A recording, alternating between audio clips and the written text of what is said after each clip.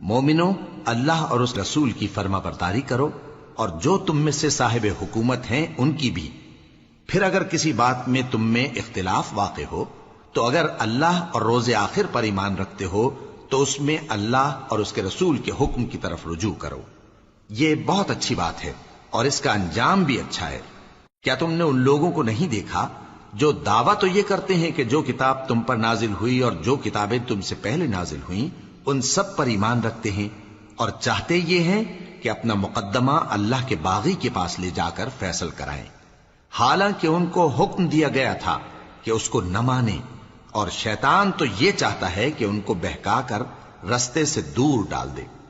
اور جب ان سے کہا جاتا ہے کہ جو حکم اللہ نے نازل فرمایا اس کی طرف رجوع کرو اور پیغمبر کی طرف آؤ، تو تم منافقوں کو دیکھتے ہو کہ تم سے گریز کرتے اور رکے جاتے ہیں۔ پھر کیسی ندامت کی بات ہے کہ جب ان کے اعمال کی شامت سے ان پر کوئی مصیبت واقع ہوتی ہے تو تمہارے پاس بھاگے آتے ہیں اور قسمیں کھاتے ہیں کہ واللہ ہمارا مقصود تو بھلائی اور مصالحت تھا۔ ان لوگوں کے دلوں میں جو جو کچھ ہے اللہ اس کو خوب جانتا ہے۔ تم ان کی باتوں کا کچھ خیال نہ کرو اور انہیں نصیحت کرو اور ان سے ایسی باتیں کہو جو ان کے دلوں میں اثر کر جائیں۔ اور ہم نے جو پیغمبر بھی بھیجا ہے تو اسی لیے بھیجا ہے کہ اللہ کے فرمان کے مطابق اس کا حکم مانا جائے۔ اور یہ لوگ جب اپنے حق میں ظلم کر بیٹھے تھے،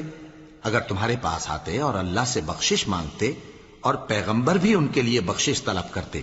تو اللہ کو معاف کرنے والا بڑا مہربان پاتے۔ پس تمہارے پروردگار کی قسم،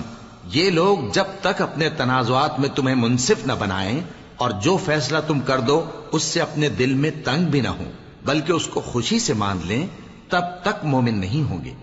اور اگر ہم ان پر فرض کر دیتے کہ اپنے آپ کو قتل کر ڈالو یا اپنے گھر چھوڑ کر نکل جاؤ تو ان میں سے تھوڑے ہی لوگ ایسا کرتے، اور اگر یہ اس نصیحت پر کاربند ہوتے جو ان کو کی جاتی ہے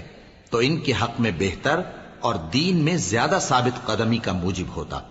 اور اس صورت میں ہم ان کو اپنے ہاتھ سے اجر عظیم بھی عطا فرماتے اور ان کو سیدھا رستہ بھی دکھاتے۔ اور جو لوگ اللہ اور اس کے رسول کی اطاعت کرتے ہیں وہ قیامت کے روز ان لوگوں کے ساتھ ہوں گے جن پر اللہ نے بڑا فضل کیا، یعنی انبیاء اور صدیق اور شہید اور صالحین،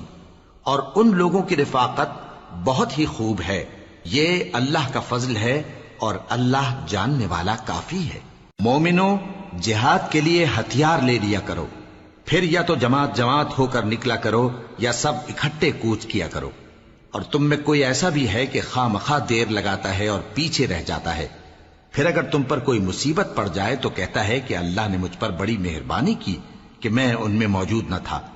اور اگر اللہ تم پر فضل کرے تو اس طرح سے کہ گویا تم میں اس میں دوستی تھی ہی نہیں، افسوس کرتا اور کہتا ہے کہ کاش میں بھی ان کے ساتھ ہوتا تو مقصد عظیم حاصل ہوتا۔ اب جو لوگ آخرت کو خریدتے اور اس کے بدلے دنیا کی زندگی کو بیچنا چاہتے ہیں ان کو چاہیے کہ اللہ کی راہ میں جنگ کریں،